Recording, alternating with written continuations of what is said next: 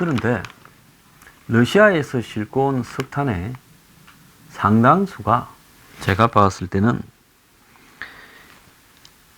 이 선박들이 이렇게 싣고 온 석탄 상당수가 그러니까 89%가 러시아산이고 의심되는 선박들이, 근데 이 선박들이 러시아에서 싣고 온 그 상당수는 북한산일 가능성이 거의 확실하다고 봅니다. 앞으로 미국과의 관계에서 이게 드러나겠지요. 그렇다면 결과적으로 보자면 이 의심스러운 배들은 일부만 한 10%만 다른 나라, 러시아가 아닌 나라 걸 싣고 오고 나머지는 북한께 러시아 걸로 둔갑된 것을 이 러시아 항구에서 환적을 해서 한국으로 싣고 들어오는 역할을 한 공작적인 배들이라고 봅니다. 그러면 앞으로 미국은 지금 이 문제를 포함해서 지금 꽉 막혀버린 비핵화를 어떻게 풀어갈 것인가, 이 부분에 대해서 제가 미국 측에 좀 관여되는 사람들 이야기도 좀 듣고 했는데요. 이게 뉴욕타임즈 일본에서 나오는 판입니다. 그 일면의 기사가 뭔가 하면 North Angles for Statement Ending War, 즉 북한은 종전선언에 대해 초점을 맞추고 있다, 이렇게 이야기를 합니다. 평양 insincere on nuclear program expert, 전문가가 보기에는 평양은 비핵화에 대해서는 진지하지 않다, 관심이 없다라는 거예요. 즉 지금 뉴욕타임즈 일면에 일본판에 난 기사가 북한은 종전선언에만 초점을 맞추고 비핵화에는 관심이 없다라는 이야기를 지금 보도하고 있습니다. 자, 어제 제가 이야기했듯이 미국의 지금 트럼프의 심정은 뭐냐, 공화당의 심정은 뭐냐, 이런 이야기를 좀 하겠는데요. 공화당은 지금 트럼프하고 11월 6일날 중간 선거까지는 한 배를 타서 생각 같아서는 트럼프가 하고 있는 북한의 대북 지금 협상 문제에 대해서 제재를 하고 제동을 걸어버리고 싶은데, 원래 공화당이 더 강하지 않습니까? 이런 문제는. 그런데 이런 문제를 다 파토를 내버리면 공화당이 선거에서 실패를 하는 부분이 될까봐 판을 깨지는 못하고 있다는 거예요. 지금 미국의 이 외교적인 쟁점의 관심사가 어떻게 번져가고 있는가 하면, 북한은 작년 11월 말까지 쏘아대다가 핵실험을 하고 ICBM을 쏘다가 최근에 조용해졌습니다. 그래서 6월 12일 이후에 미국민의 관심사는 북한 문제에서 지금 2달쯤 경과하는 동안에 별로 관심이 없다라는 거죠. 지금 외교 문제에서 북한 문제에 대해서 중요하다고 생각하는 사람이 한 8%밖에 안 된다는 겁니다. 그러면 어디가 제일 관심사냐? 러시아가 제일 큰 관심사고, 그 다음에 터키고, 그 다음이 이란과의 핵 협정 파기 문제라는 거예요. 그러니까 북한이 서열 4위로 떨어져 버린 겁니다. 그러면 트럼프 입장에서는 내가 북한과에 세게 밀어붙이다가 협상을 하니까 북한이 최근에 안 쏘니까 미국 국민들도 관심을 가지지 않고 이렇게 된 것은 내 덕 아니냐라고 지금 자신의 마치 업적처럼 이야기를 하는 거예요.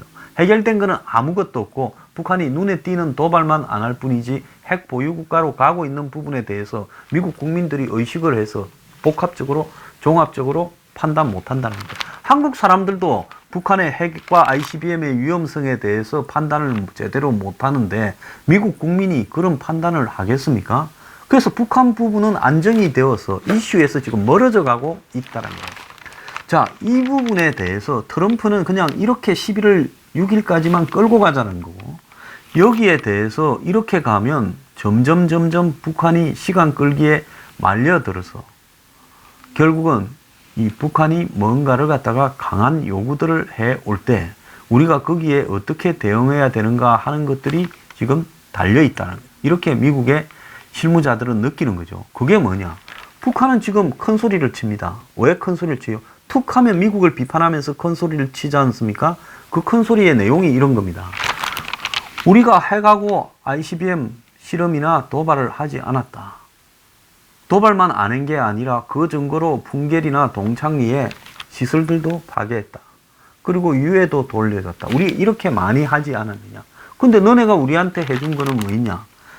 한미 훈련하는 거 중단한 거, 거기에 이제 전략자산 배치를 안 하는 거는 포함시켜 버렸어요. 두 개를 한 개로, 저거 거는 한 개를 두 개, 세 개, 네 개로 쪼개고 살라미로, 이 한국과 미국 거는 두 개, 세 개를 한 개로 합치는 겁니다. 그렇게 해놓고 그거 갖고 이게 같은 가격이냐? 처음부터 단계적, 동시적 비핵화라고 주장했잖아요.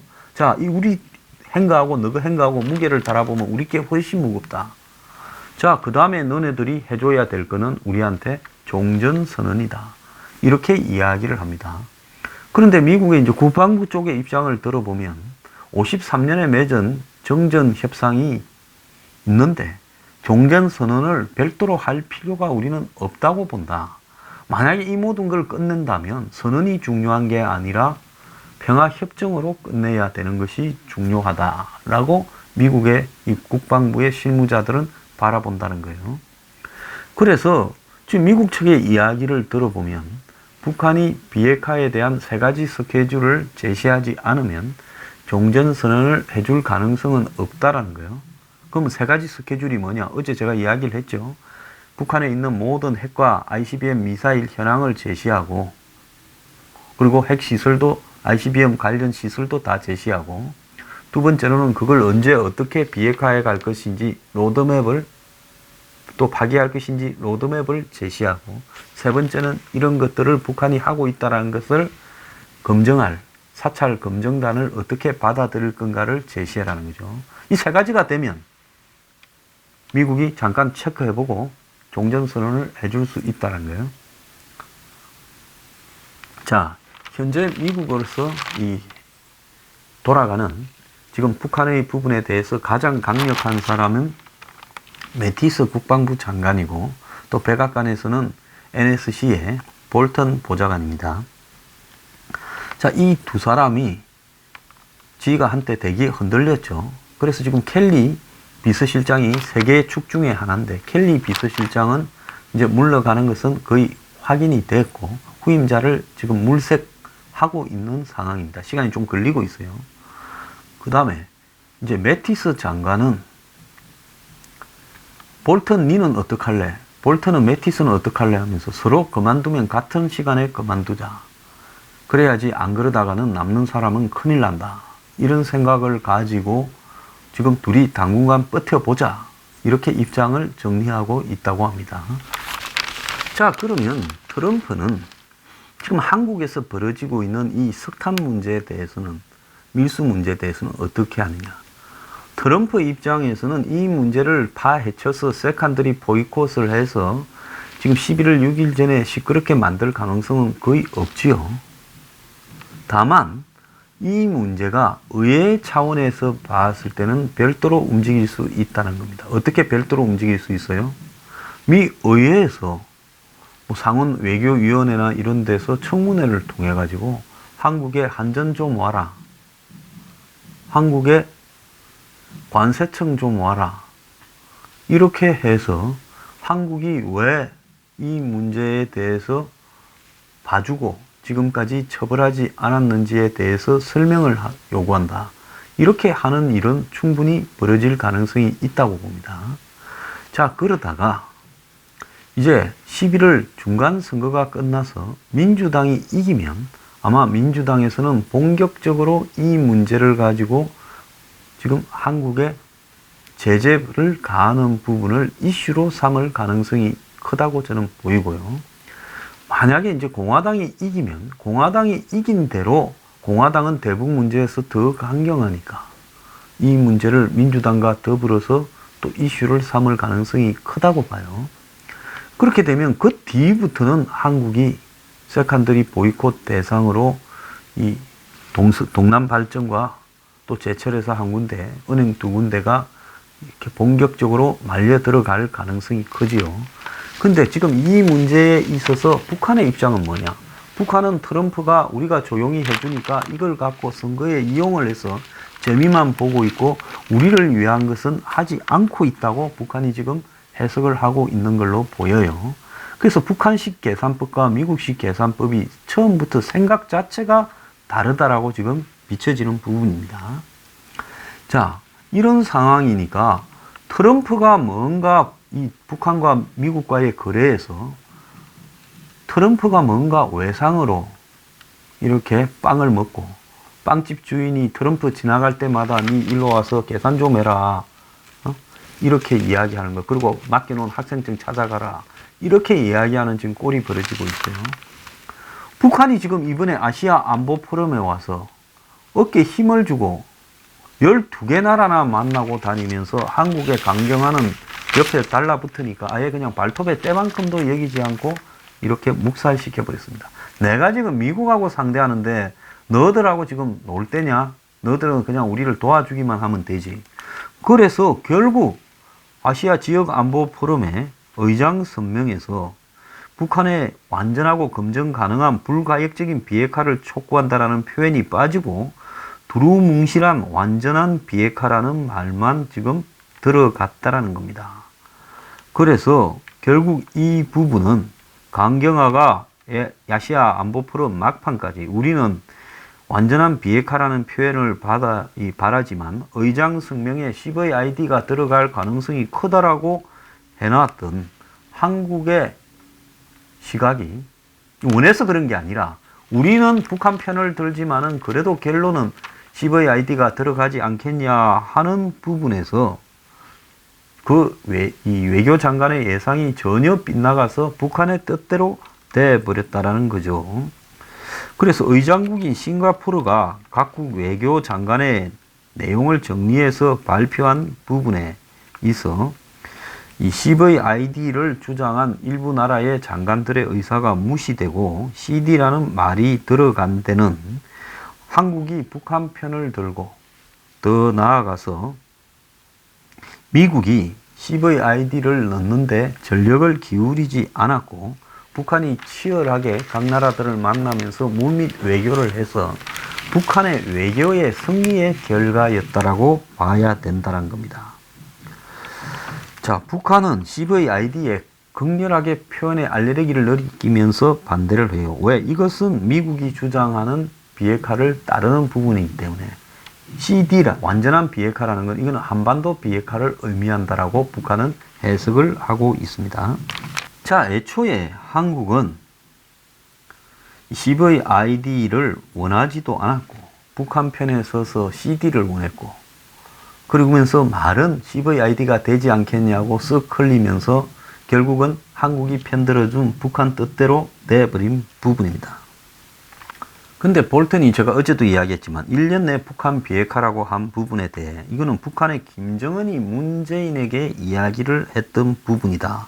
이렇게 말을 하고 있습니다. 판문점 선언 4월 27일 날 김정은이 문재인에게 1년 내에 그렇게 하겠다고 약속을 했다. 그래서 싱가포르에서 미북 정상회담에서도 이렇게 판문점 선언을 그대로 지키는 거다라는 말이 들어갔다는 겁니다. 그래서 현재 초점은 문재인, 김정은이 그렇게 말을 했고 우리는 그걸 갖다가 믿고 지금 북한과 비핵화에 나섰으니 결국은 이 김정은이 트럼프에게도 문재인에게 한 그 말을 지켜야 된다라는 부분을 지금 주장을 한 부분입니다. 그래서 볼턴이 지금 지난 1일 날도 CBS에 출연해서 미국은 북한의 생화학무기 등을 핵과 더불어서 1년 안에 폐체하는 프로그램을 고안했다라고 이야기를 했습니다. 근데 청와대는 그에 대한 정보가 없다. 설령 알아도 언급한 것이 부적절하다. 이렇게 말을 했습니다. 그래서 이제 미국이 적절하게 북한의 지금 비핵화 부분에 대해 한국의 문재인을 끌어들이고 있다는 겁니다. 자, 북한이 1년 내에 비핵화하는 것은 판문점 선언 때 김정은이 문재인과 약속한 거다. 우리는 그렇게 들었다라고 까버린 거예요. 자, 그래서 싱가포르 회담의 내용에 보면 판문점 선언을 갖다가 그대로 이행한다라는 말이 들어있지 않습니까? 그래서 이제는 만약에 북한의 비핵화가 깨지게 되면 미국은 문재인이 1년 안에 한다 해서 우리는 북한과 비핵화 협상에 들어갔고 그걸 그대로 담는다고 협상 문안에도 넣었는데 결국은 문재인이 거짓말을 한 거 아니냐라고 이제 이야기를 하게 될 가능성이 커졌다는 겁니다. 자, 전체적으로 봤을 때 북한이 트럼프에게 빚을 내놔라고 지금 쪼고 있고 트럼프가 북한을 피하는 양상이에요. 이것이 지금 아시아 안보 포럼에서 북한이 원하는 성명이 채택된 대로 돼버린 겁니다. 왜? 미국이 유해 돌려주고 뭐 이랬으니 북한이 원하는 지금 종전선언 부분 중국까지 끌어들여 가지고 미국은 원하지 않아요. 중국까지 끌어들여서 지금 북한이 사자 종전선언을 하자고 들이밀고 한국도 그것을 찬성했습니다. 한국은 왜 찬성했느냐? 양재처 정치국원이 한국을 방한을 해서 사드 철수를 강하게 주장하면서 그 대가로 이 종전선언에서 중국이 들어가서 사자 종전선언을 하는 것을 한국이 동의를 하라. 그러니까 성동격서 작전을 펴서 한국을 코를 끼었다고 지금 볼 수 있습니다. 중국이 입에 담지 못할 강한 이야기를 했다라는 소문도 지금 들리는데요. 그래서 세게 한국을 겁을 준 다음에 야, 우리도 사자선언에 들어가겠어. 종전선언할 때. 지금까지 한국은 3자가 먼저 하고 그 다음에 중국을 넣자 했죠. 왜? 한국의 문재인의 공을 돋보이게 국제사회에 하기 위해서 뭘 상타고 싶은 게 있나 봐요. 근데 중국이 딱 치고 들어오는 겁니다. 트럼프는 뭘 더 안 해주고 이대로 11월 6일까지 끌고 가려고 할 거고 북한은 11월 6일 전에 빨리 뭘 안 해주면 우리 판을 깰 수도 있다라고 협박을 하겠지요. 되다 보니까 북한의 강한 CVID 삭제 요구에 강경화는 뭐 처음부터 북한 편이고 폼페이오도 그냥 가만히 빠져 있었다. 그래서 북한 요구대로 돼버린 거예요. 그래서 북한이 주역을 한 겁니다. 그러면서 북한의 이 언론이나 소식통들은 트럼프의 결단과 달리 미 관료들 뒷걸음질 치고 있다면서 트럼프와 이 지금 볼턴이나 매티스 같은 관료들을 갈라치기를 지금 하고 있어요. 그러니까 지금 볼턴이 나서서 북한이 1년 안에 비핵화 하겠다 해서 우리는 너네들 만났다라면서 문재인을 거기에 정인으로 끌어넣어버린 겁니다. 지금 이런 양상이 벌어지고 있는데요. 지금 한국의 이 석탄 밀수가 이제 북한이 아마 11월 6일 전에 가만히 앉아서 11월 6일까지 시간을 보내줄 리가 만무하다고 보고 있습니다. 그럼 북한의 입장에서는 11월 6일 이전에 미국이 종전선언을 만약에 9월 달에 내지 8월 달에 유엔 총회나 또 8월 달쯤에 이 남북 미중 사자가 만나서 이걸 안 해주면 북한은 8월 말 정도까지 기다리다가 이제 9월 달쯤에 유엔 총회를 할 즈음에 미국이 약속을 안 지킨다면서 또 한번 세게 제끼겠지요. 그 제끼는 부분은 뭔가 하면 비핵화 협상을 깨겠다라면서 깨기 직전까지 몰고 갈 가능성이 있다는 겁니다.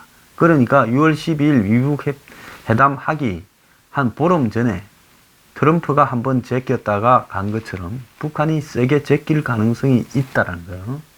이제 그렇게 되면 미국이 선거를 앞두고 북한이 제낄 때 10월 달쯤에 제낄 때 어떻게 할 것이냐, 북한을 달래기 위해서 뭘 던져주려고 할 거냐, 이런 부분이 복잡하다는 겁니다. 다행히 미국의 국방부나 국무부까지도 북한이 세 가지 조건을 준수 안 하면 종전선언을 들어줄 수 없다라는 입장은 실무선에서 확고한 거예요. 그러니까 북한이 이걸 지금 알고 트럼프와 그 참모들을 분리시켜서 트럼프는 약속을 지킬 거라 본다, 나머지는 나쁜 놈들이다, 이렇게 비판을 하면서 이제 트럼프한테 대고 약속 지켜라, 빚 내놔라, 빚 갚아라, 이렇게 지금 치고 나올 거라는 겁니다.